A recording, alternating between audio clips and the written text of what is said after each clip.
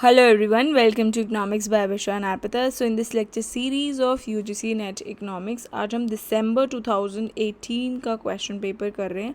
इसमें हम first set of 20 questions करेंगे. Similarly I will make parts, 5 parts होंगे इसके इंक्लूडिंग द फर्स्ट पार्ट, जिसमें हम 20 क्वेश्चंस ईच करेंगे. So let's see the first question. First question says consider the following statement about average fixed cost of a firm. So average fix cost of a firm के अंदर जो हमारा curve होता है it is always like this. So एक hyperbola होता है. So it is always negatively sloping और जो इलास्टिसिटी है आउटपुट की it is always 1. So first and fourth option जो है ये करेक्ट है. So that means first is the right answer. Slope greater than 1 ऐसा कुछ नहीं होता इसमें, and slope is always equal to 1 ये भी नहीं होता. ठीक है, स्लोप हमेशा नेगेटिवली स्लोपिंग होता है. नेक्स्ट क्वेश्चन देखते हैं. Next question is in the year 2015-16 India has not been an importer of which of the commodity. कौन सी कमोडिटी का इम्पोर्टर नहीं है. सो द आंसर इज़, क्या वो एप्पल है, क्या वो राइस है, पल्सेस है. सो इसका आंसर जो है दैट इज़ राइस. 2015-16 के अंदर इंडिया ने इम्पोर्ट नहीं कराया था राइस को. ठीक है, so rice is the correct option. So only second. Planning from below is known as, क्या वो फंक्शनल प्लानिंग होती है, स्ट्रक्चरल प्लानिंग होती है, सेंट्रलाइज्ड प्लानिंग होती है कि डिसेंट्रलाइज्ड प्लानिंग होती है. अगर प्लानिंग नीचे से हो रही है that means it is decentralised planning. ठीक है, नेक्स्ट क्वेश्चन देखते हैं. Fourth question is which is the required capital adequacy ratio of a new bank to apply for a license under draft guideline of RBI. क्या required capital adequacy ratio रहती है अगर कोई नया बैंक अप्लाई कर रहा है लाइसेंस के लिए under the guidelines of RBI. सो 12% का कैपिटल एडिक्वेसी रेशो होना चाहिए अगर कोई नया बैंक अप्लाई कर रहा है फॉर अ लाइसेंस. ठीक है, so these are the guidelines of RBI. Next question देखते हैं. Next question is arrange the following crop insurance scheme in the chronological order of their launch.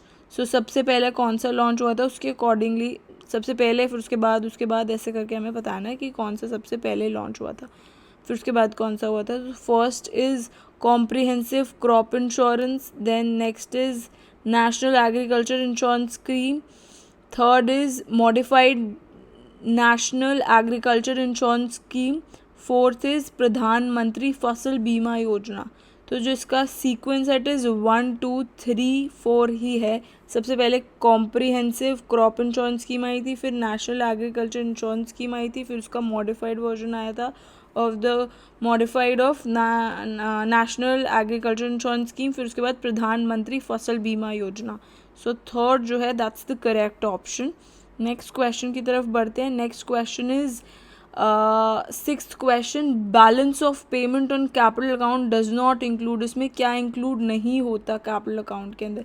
So first option is government loan to foreign governments, second is net income transfers, third is balancing foreign direct investment, fourth is foreign portfolio investment. तो ये भी included रहता है हमारा balance of payment of capital account में. Foreign direct investment भी होता है और फॉरेन पोर्टफोलियो इन्वेस्टमेंट भी होता है. क्या नहीं होता वही पूछा था. सो इसका correct answer is this, net income transfers जो है वो नहीं होते included in the balance of payment on capital account. ठीक है, नेक्स्ट क्वेश्चन देखते हैं. Which of the following statement is /r correct about Uzawa theorem. So इसमें ओजवाज थ्योरम के अंदर this is basically Uzawa theorem जो है वो कांस्टेंट रहता है फॉर हमारा Solow model as well as Ramsey model में. हमारी जो इकोनॉमिक ग्रोथ है, जो टेक्नोलॉजिकल प्रोग्रेस है वो जो है वो कांस्टेंट रहता है. तो इसमें ये पूछा होगा कि इसमें कौन सी स्टेटमेंट जो है वो करेक्ट है. Technological progress in Harrod neutral is Harrod neutral, ये सही है. जो ग्रोथ रेट है ऑफ आउटपुट पर वर्कर मतलब y which is y by L, just a second, या y by L which is छोटा y, जो आउटपुट पर वर्कर का ग्रोथ है, consumption per worker which is small c, and capital per labour which is small k, ये सब constant होता है. So all of the above, second और first दोनों ही होते हैं. नेक्स्ट क्वेश्चन देखते हैं. The price elasticity of a linear supply curve through origin, ये जो प्राइस इलास्टिसिटी है लीनियर सप्लाई कर्व की हमेशा 1 के बराबर होती है. इसका आंसर इज यूनिटी. ठीक है, so first is the right option. Opportunity cost assumes that कि हमारा लेबर इज होमोजीनियस. सेकंड, जो हमारा लेबर है is the only factor of production. Third, cost of commodity is equal to labour cost only, कि none of the above. So opportunity cost theorem में ऐसा कुछ नहीं होता कि लेबर इज होमोजीनियस, ये भी नहीं होता. Labour is the only factor of production, ऐसा कुछ अपॉर्चुनिटी कॉस्ट थ्योरम नहीं बोलता.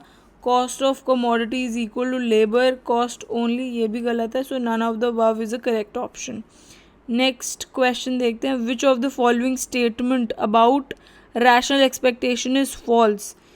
इट इम्प्लाइज कि जो expected change and demand has no effect on unemployment, कि एक्सपेक्टेड चेंज जो है डिमांड के अंदर उसका कोई इफेक्ट नहीं होता अनएम्प्लॉयमेंट के ऊपर. Second is it assumes that people take account of all the information.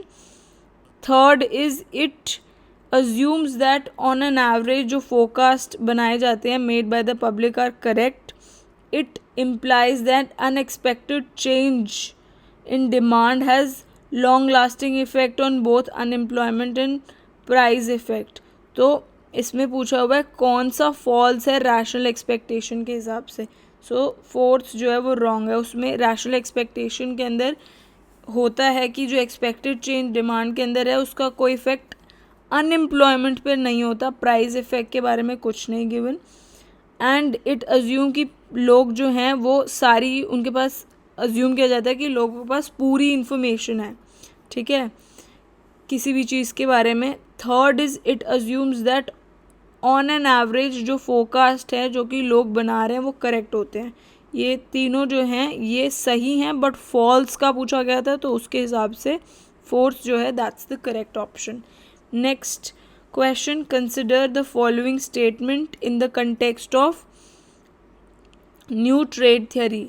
New trade theory के कंटेक्स्ट में कौन सी स्टेटमेंट जो है वो है in that context. So it explains why country trade in similar good.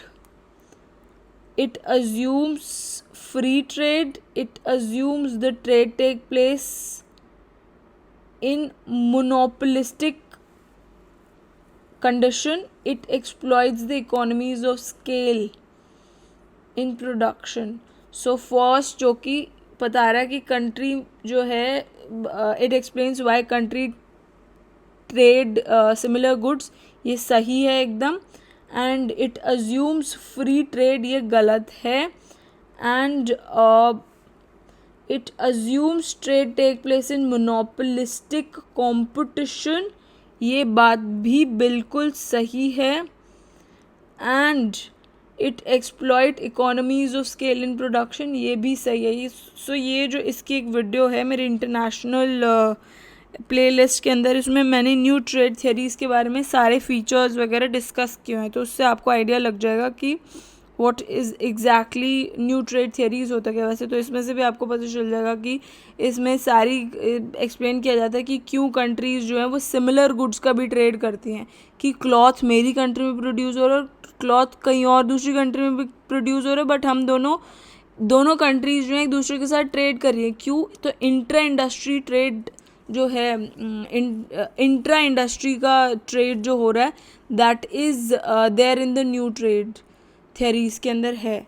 ठीक है, और इसमें अज्यूम किया जाता है कि ट्रेड जो है वो that take place in monopolistic competition, monopolistic condition के अंदर होता है ट्रेड, और इकोनॉमीज ऑफ स्केल के बारे में डिस्कस किया है. ठीक है, internal as well as external economies of scale रहता है, ठीक है। सो ये तीनों जो हैं they are the feature of new trade theory. For complete information you can also go and watch my video that's there in the international की playlist में ही है. नेक्स्ट क्वेश्चन देखते हैं कि who among the following has been awarded with Nobel Prize in Economics for analysis of market in asymmetric information. asymmetric information के लिए Nobel Prize winner in economics कौन है? So that's the answer is George Akerlof, ठीक है. So second जो है that's the correct option. Next question की तरफ बढ़ते हैं. Next is intellectual property rights के अंदर क्या क्या इंक्लूड होता है? पेटेंट्स, कॉपीराइट्स, ट्रेडमार्क सब इंक्लूडेड होता है आईपीआरस में. All of the above is the correct answer. Patents भी होते हैं, कॉपीराइट्स भी होते हैं और ट्रेडमार्क्स भी होते हैं.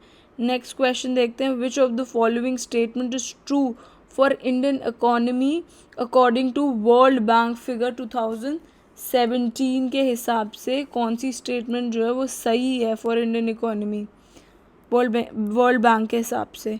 So India is now the world 6th biggest economy, ये सही है. नेक्स्ट इज़ इंडिया का जो जीडीपी है that is 5 trillion at the end of. नहीं, ऐसा कुछ नहीं है, अभी तक तो ये अचीव नहीं हुआ. अभी तक ये चल ही रहा है campaign of making India 5 trillion economy. So this is not a correct option. So correct option is this first. Next question की तरफ बढ़ते हैं.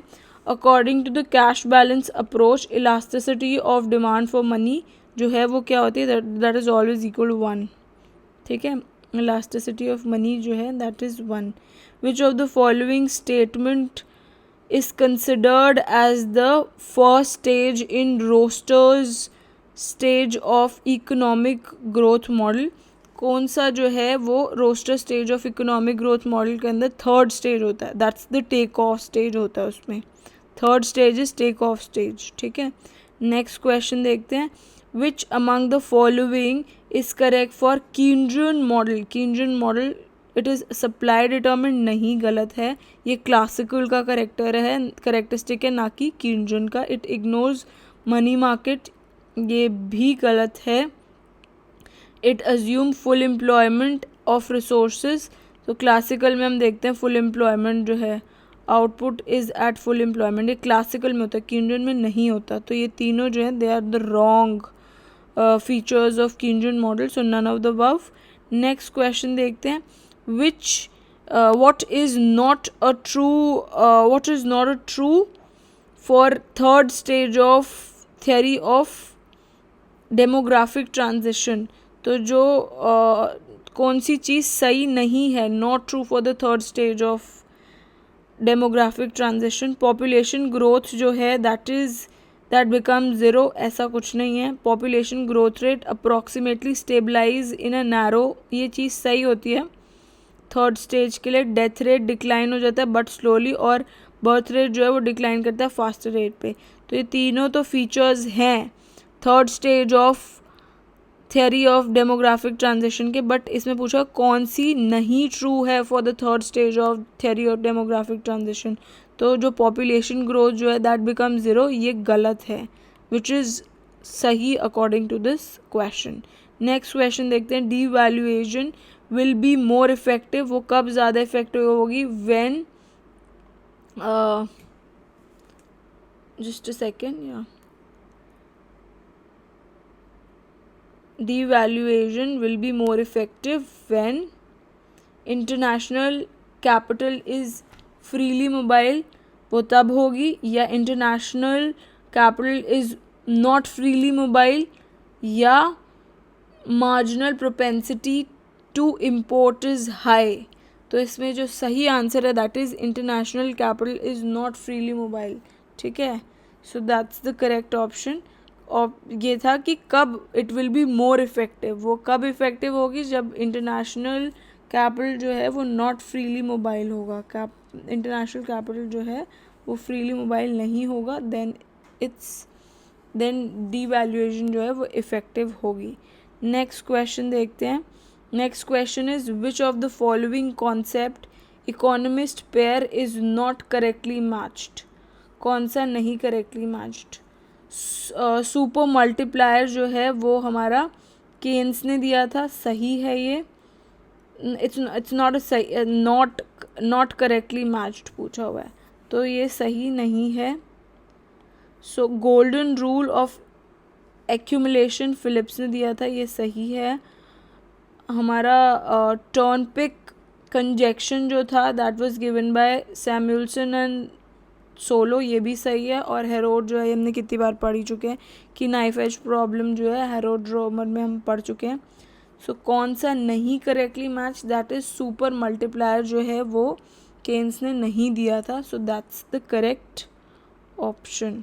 ठीक है, अब नेक्स्ट सेट ऑफ 20 क्वेश्चंस हम अपनी नेक्स्ट वीडियो के अंदर करेंगे. Stay tuned for that as well. और इसका PDF लेने के लिए आप मेरे टेलीग्राम चैनल पे मुझे फॉलो कर सकते हो, so that you get these PDFs. Also अगर आपको मेरा काम पसंद आता है तो इन वीडियोज़ को लाइक करें, शेयर करें और सब्सक्राइब करें. Thanks for watching. Bye bye.